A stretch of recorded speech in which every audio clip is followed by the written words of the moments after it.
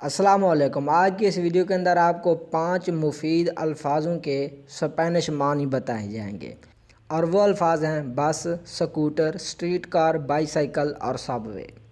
तो इनका देखते हैं कि स्पेनिश में तर्जुमा क्या होता है। ये एक मेरे सामने पोस्ट आई फेसबुक पर, तो मैंने सोचा इसका तर्जुमा इन अल्फाज का कर देते हैं।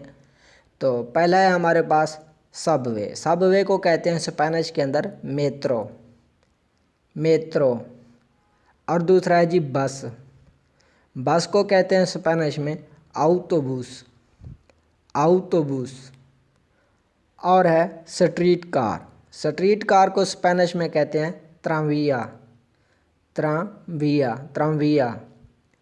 और है स्कूटर। स्कूटर को स्पेनिश में कहते हैं मोटोनेटा, मोटोनेटा, मोटोनेटा।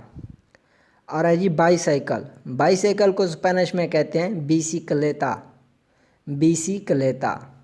तो उम्मीद है कि आज के अल्फाज आपको अच्छे लगे होंगे। अगर वीडियो अच्छी लगी है तो इसे लाइक ज़रूर कीजिएगा। अल्लाह हाफ़िज़।